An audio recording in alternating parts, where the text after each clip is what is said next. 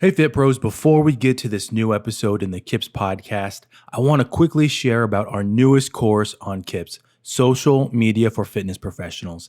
This course is all about the fundamentals. As a Fit Pro, you know how fundamental exercises are important for building a foundation within an exercise program, and that's what we're going to be doing in this course.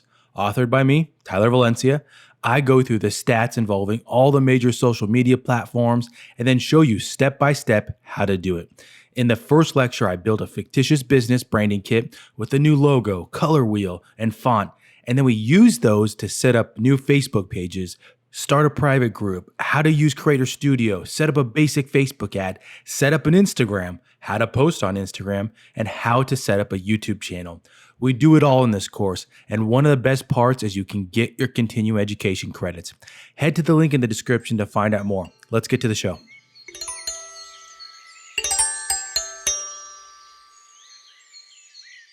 Welcome to the KIPS podcast. My name is Tyler Valencia, and I'm the president of KIPS and Time to Train Fitness. We have a guest that she's going to share her journey. She has transitioned from a new state in the last few years. She's someone that rocks it with grinding out new social media content, trying out new things, and somebody that I met out here in Phoenix, Arizona. We have Aviana Garcia on the podcast. Aviana, thank you for coming on. Thank you for having me. Great. Let's start off. Same question everybody gets asked to kind of set the tone, give an idea of where you're from, all that kind of stuff. For the listeners, what's your background, current business, and educational background? Sure. I'm a personal trainer here in Arizona. I'm also a group instructor. I teach boot camp classes at a local gym here. I also work full-time in the beverage industry, so healthy sodas, things like that. Previously, I've managed a gym. I've had my own yoga studio. I was previously a yoga instructor. And prior to that, I was in the cellular industry for 7 years. So quite the journey, quite the ride. Yeah. And I feel like that's part of the good thing of going into the fitness industry is that you get people that come from different areas. They have something that happens in their lives that kind of says, hey, why don't you try this out? You found this new thing in your life, health, and then it kind of guides you to that. I actually know that you had a situation, like you had an experience like that. You want to share it with the listeners? Definitely. Are you talking about my move? Actually, is it a physique contest that you did? Oh, yes. So I competed in WBFF, which is a World Beauty Fitness Fashion Show. It's actually an international show. People from everywhere come together and they compete. And it's basically a bikini competition mixed with like a fashion show. So that was my first show. And then my second one was through OCB, which is an all natural bodybuilding show. I did bikini in both of those. And something like that is one of the things that challenged me the most, just because you definitely have to, commit to something and stick to something for a certain amount of time. And that alone, just like putting that challenge out there for yourself, it challenges you in different ways, mentally, physically. And it's a great experience. Yeah. Do you ever share some of these stories with your clients? Oh, yes, definitely. That's one of my favorite things, is just sharing my own experiences in hopes that it will help them on their journey. And it may or may not, but, by just talking to people and letting them know like where you come from and what you've done, they may be interested in doing the same thing. And that just gives you more opportunity to talk to them and help them. Yeah, agree. And I think that's one of the things that helps a fit pro when they do competition and they go through some type of journey. I think when individuals that are looking to hire a fitness instructor, a personal trainer, whatever that might be, they just assume that everybody, oh yeah, they've always worked out. Have never gone through some of the struggles I've gone through, and not putting them on the same level. Some people come from areas that they really need help with getting their weight down, or they really have no foundation for exercise, and being able to share something that kind of breaks down those barriers, in my opinion, that you are starting to say, hey, here's how I can relate to you. Here's how I can show you some of my journey, and kind of have that empathy. How do you think that relates for some of your clients? Well, you're absolutely right. right with that. I mean, I can't tell you how many times people just think I was born confident and born like, just willing to do things. It's been a challenge, and it's definitely one of those things where you just have to trust the process and trust yourself and just put yourself out there. You have to be willing to be the dumbest person in the room at times. And that in itself is it's hard for a lot of people, including myself, just to, put yourself in that vulnerable space and say, hey, I don't know everything and I want to learn. But when you do that, it's just so rewarding. Oh, yeah. I think you're spot on right there with the fitness industry, and a lot of instructors out there is being willing to learn in areas. And it's funny, I was filming a tutorial today and I did a little disclaimer, and it's more of a joke, but having done lectures at different conferences and online live, you always get the individual, or even online, that says, well, I'd use this and it works for me. So then why are you listening? Why are you even here if you don't want to learn, if you don't want to see what's out there? And that's part of why, these podcasts, I feel like grows, is that the guests come on, they share these types of things and people listen because they want to grow themselves. And that's really, I think, the basis of this episode here. And the next topic area that I kind of want to segue into here has to do with social media. And you and I have talked about this before, and I myself have kind of gone through a little social media, it's not a challenge. I wasn't challenging anything. It was more a challenge with myself, that I actually was on the fence if I was going to share something to my personal. I'm usually, I don't want to call it hands off, just more picky sometimes with what I put on my social channel. And I think it's more of because you never know if anybody's going to like it. And what's we're funny, all about the likes. Exactly. What's kind of funny is that I feel like people could care less about my business posts on my personal one. But if I throw a rock or I throw some heavy weight or I lift something, people are all about it. They think it's amazing when it's it's the dumbest thing. But the things I do care about, people don't. But I went through a little challenge myself mentally with, am I going to accept this collaboration on Instagram with one of my business accounts? I ended up doing it, and I was super surprised. Got a ton of likes off of it, more followers on my business account, and that's what you want. But that challenge you go through mentally is part of the process. And what I want to talk to you about is, like, what is your approach? I've complimented you before with the type of content you put out there. It's geared towards your audience. You're showing your workout. You're telling all in terms of where you're at, where you've been, those types of things. You're putting images out there that I'm sure anybody, if you were show the befores, after, those are a challenge in itself. What is your approach with all that? Wow. So there's so much I want to say on this topic. Yeah. First off, I think things have definitely changed in the way content in itself, and the way you gain engagement has definitely changed over the years. When Instagram first came out, I truly feel it was, you had to pick a niche, you had to pick, something specific, you had to be very strategic in what you post and how you post it, and, the lighting, and obviously all of those things still play a factor today. But I think more and more these days, people are looking for authenticity more than ever. Good and point. I think that's really just come from the fact that so many people were just posting only the best, only the perfect photos. And that's just not real life. And so if you want someone to connect with you on a real level, you have to be more authentic, and you just have to show up as yourself. That was hard for me. Yeah. I have a lot of things that I've gone through personally that I was afraid to share. And it's, again, goes back to the vulnerability piece of, it's not easy to be vulnerable. But when people see your vulnerability, they're more willing to approach you because maybe they've been in that same spot. And maybe they've felt that same feeling. And now they have someone that can connect and relate, and you can talk about those things or talk through them. Yeah, that's good. Keep going.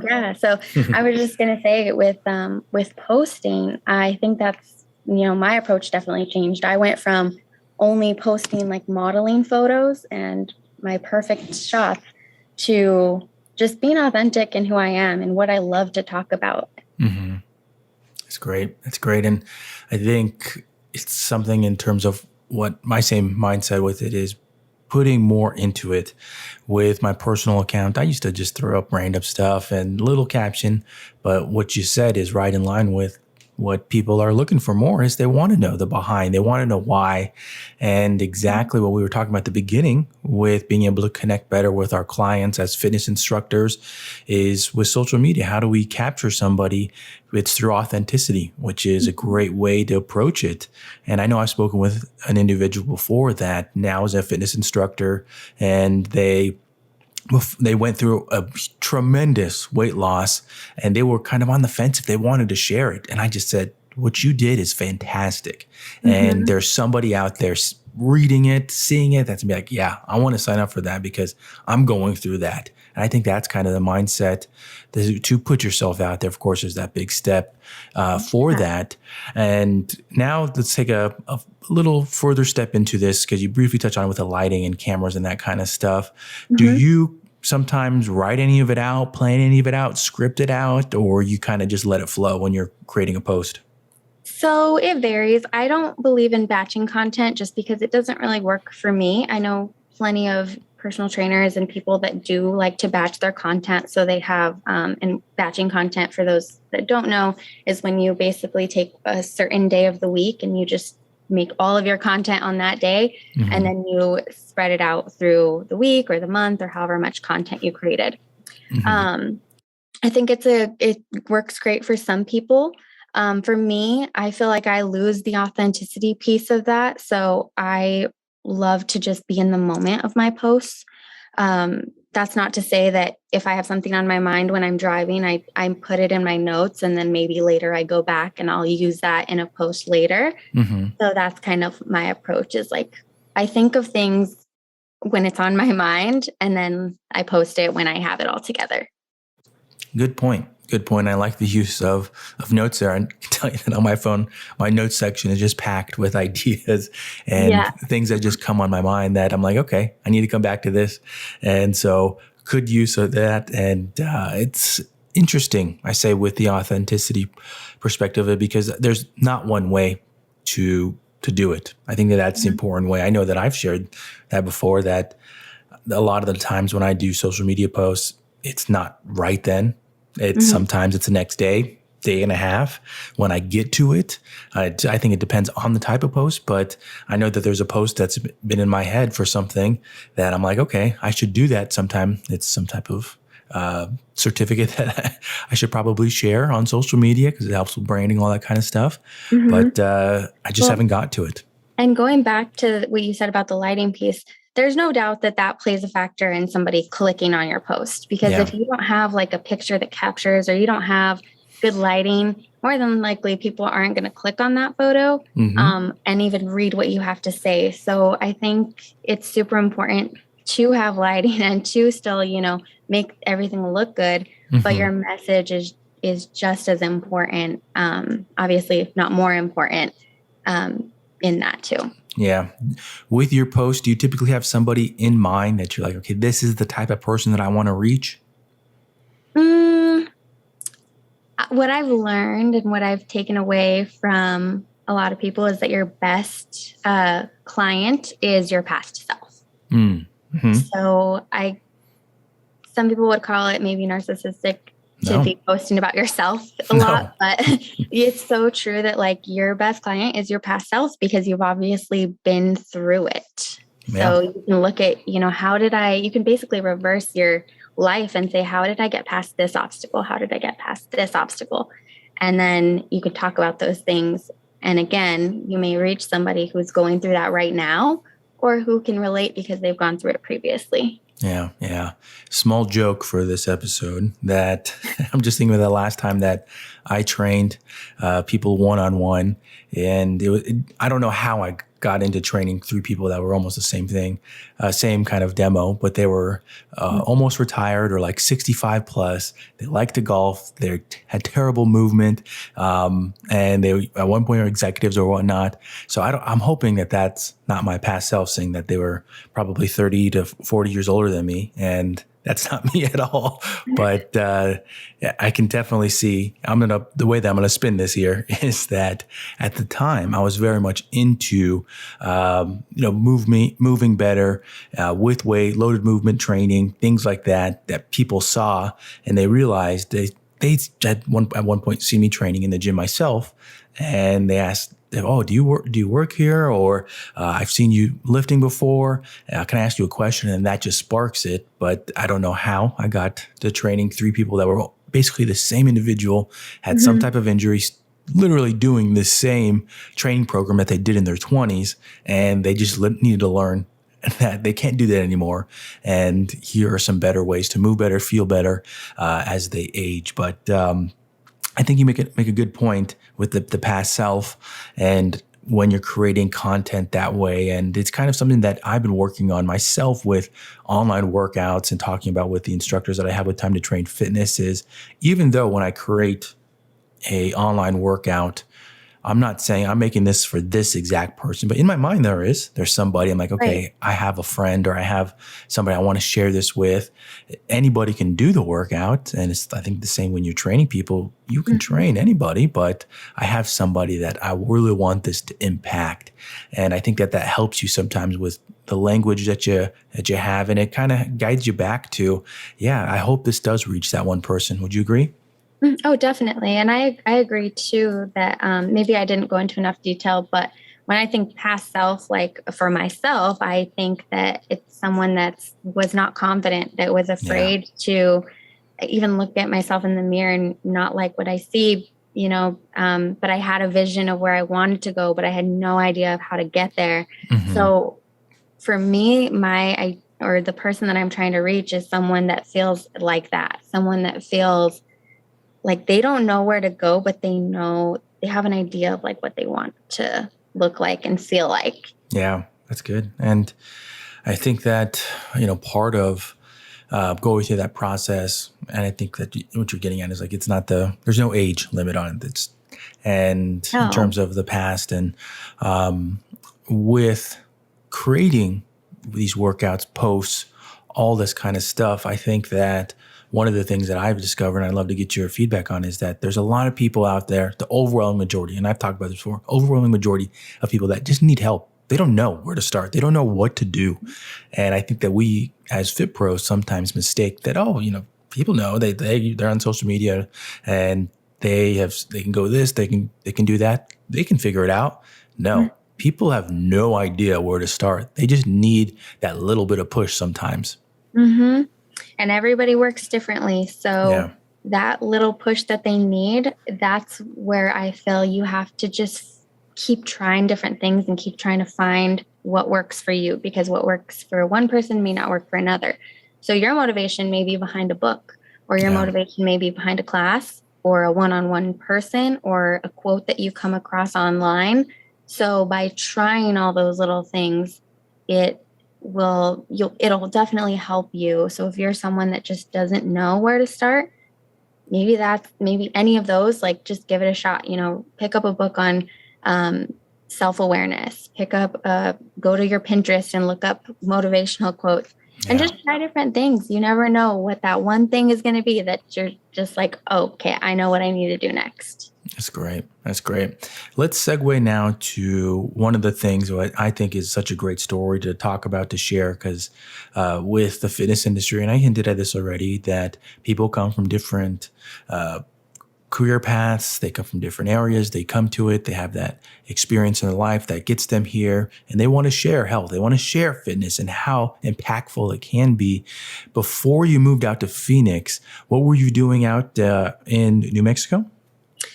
Yes. So I'm from Santa Fe, New Mexico. It's a very, very small town. Not a lot of opportunity, especially within the fitness industry. Hmm.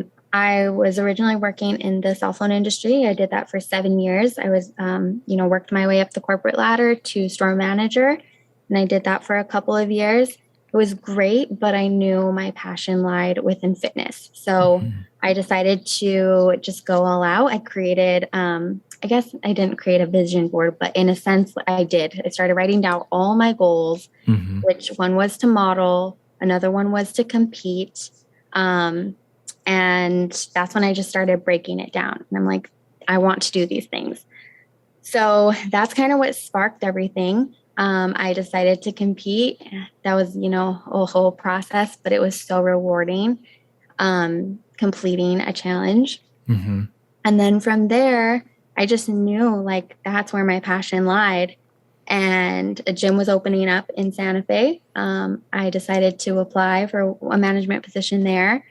And I did take a pay cut doing it, but I knew like if I wanted to make that change in the industry, like I had to sacrifice. So I did. And it was one of the best things I think I ever did because, otherwise I would still be in this corporate job that I loved it, but I wanted more in life. Yeah. So how many years have you been total in the fitness industry right now? Let's see. I transitioned actually in the year of 2020. So this is only my third year. Yeah. Well, I mean, I say that once somebody gets past that first year, they start to realize more about the industry. The hardest thing is just staying in the industry, in my opinion. It takes a realization that it's not a 9 to 5. It takes that mental process that I might have to be doing things super early in the morning or staying late at the gym. For people that get off of work and then they go to the gym, there's so many different things that you start to realize. What were some of those things for you that once you got into it, you're like, oh, wow, like this is just, it's not a 9 to 5. It's way different.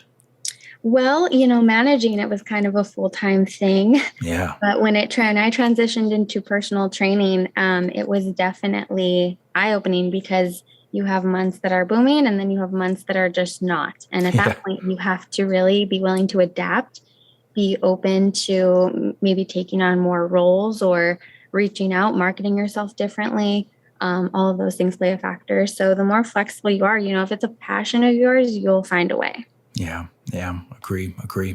With the marketing aspect, from a management perspective to now being a individual trying to grow their training and their classes, what were some of those differences that you uncovered and experienced? Well, just putting yourself out there, talking to people that you see, letting them know that you have boot camp classes, that you have, what the dates and times are, posting on my social media, telling people to refer their friends. I'm learning more than ever how important referrals are. And a lot of my clients that I do get are referrals, someone that told somebody else. So that's been really eye-opening. So I think referrals is where it's at. Yeah, agree.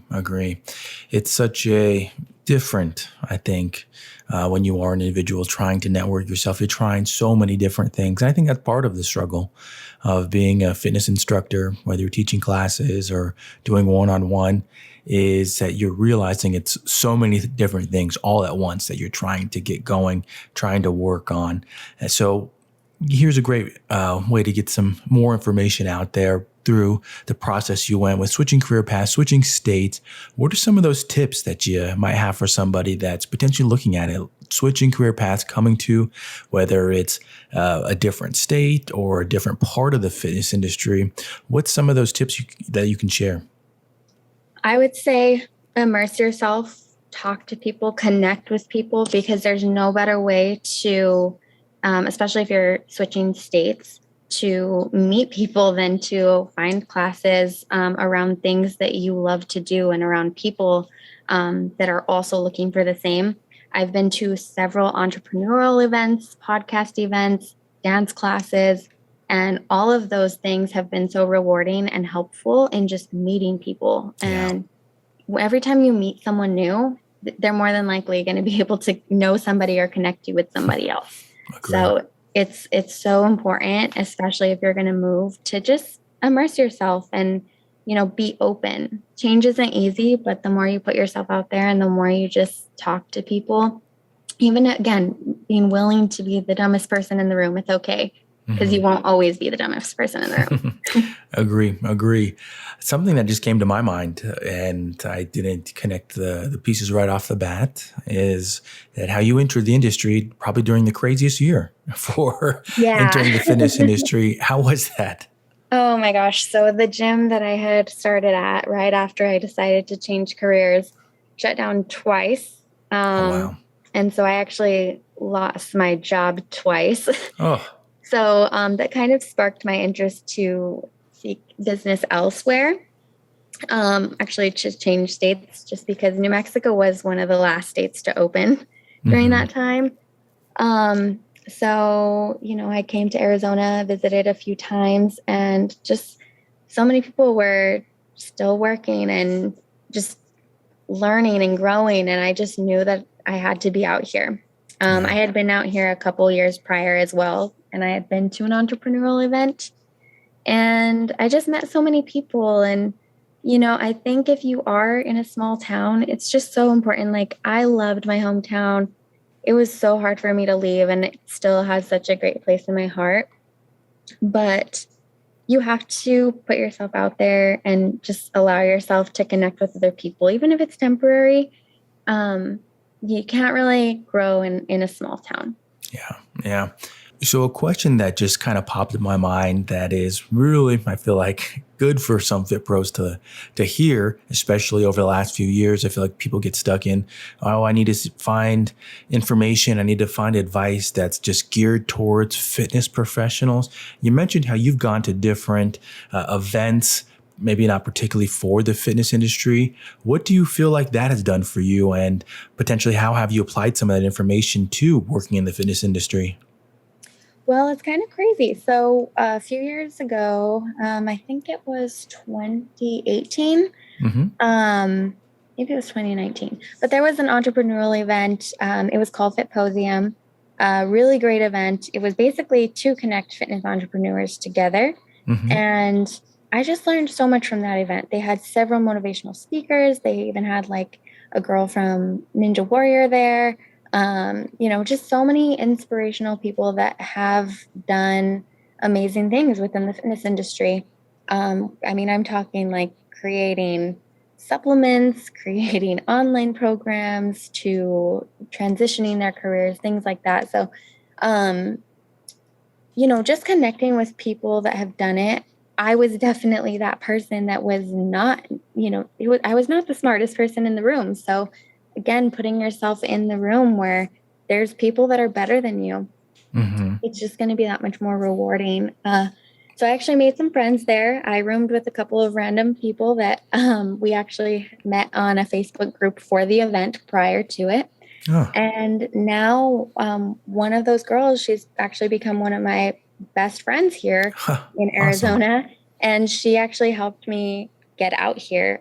She helped me get my first job here. So just by connecting with people, even if you don't know them, even if, you're just in different places, like you just never know when that connection is going to pay off. Yeah. Wow. That's such a cool story to hear with how everything connected with that one. I will say, kind of small world, that I've actually interviewed before for a different podcast, the owner of Fitposium. Oh, Um, wow. yeah. And With James I, Patrick? yeah. And Oh, so pretty cool just to hear how these events. I mean, you came from a different state for it, and I've heard great things about that event. And I really feel like it's a different type of event in terms of like the conferences that I've gone to and spoken at. And they have mhm. different types of fit pros. Could you actually give a little more information, even though this is not a promo for Fitposium? Can you give him some information on like the type of speakers they have a little bit more in that area?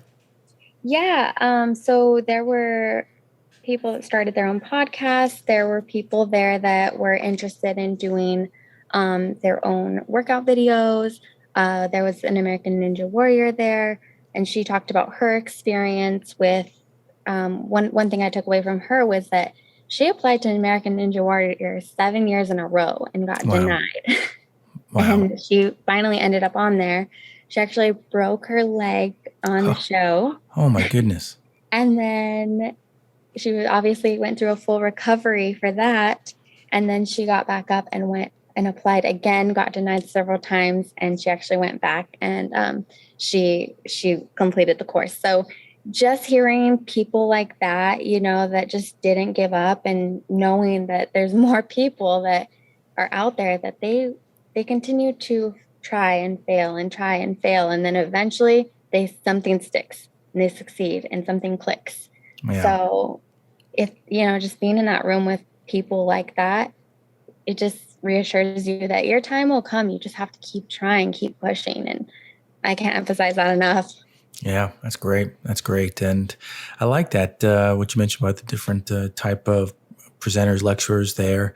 And it's different than the conferences that I go to in terms for speaking at. And I think that that's good for Fit Pros to see that how there's different things out there. There's different possibilities out there, different career paths and ways to build your business in different ways. So very interesting to hear there. Now, as we get to the podcast takeaways, I always say that this is a great question for the listeners to hear perspective based on the guests that we have on. With this, it's however the guest wants to take it, however in depth they want to go. And it's always based off their experiences over their career. So Aviana, what are 3 myths about the fitness industry? So 3 myths about the fitness industry. One is that you have to have it all figured out. You know, it doesn't have to be perfect in the beginning. You just have to launch something. Yeah. So I think a big myth is, especially when I started, was just thinking that you have to know everything. Like you have to get all your certifications. You have to have your website up. You have to have your pricing down. It's okay if you don't. I think you just need to start something so that it pushes you, because as you go along, you learn. So I would say that was one of the first things that I realized. Another thing is that you have to cut calories in order to lose weight. That is absolutely not true. And I believed that at one point in time. There was actually a whole 10 days I went without any carbs. And I was working out 5 days a week, thinking that I was going to, be some strong buff girl in the gym. Didn't happen that way. I actually ended up being really skinny, really frail, and just not healthy looking. So now, fast forward to now, I eat pretty much whatever I want, but I prioritize protein. So I think that's really important to note, is like prioritizing your protein. Don't be afraid of carbs. Just make sure you're limiting your sugar, drinking water throughout the day. Those little tips really are what it takes. And then the second part of that is just consistency. A lot of times these diets and things don't work because it's not consistent. So you don't really have to go on a diet. You can just be consistent with 2 days a week, 3 days a week. But as long as you're consistent, you will see some results. Nice. I think the first one that the one that I'm going to chime in on is the first one with just get started. I say something similar for instructors with online workouts is just get started, because you learn so much from it. I think just how you mentioned, people think they have to be perfect before they start.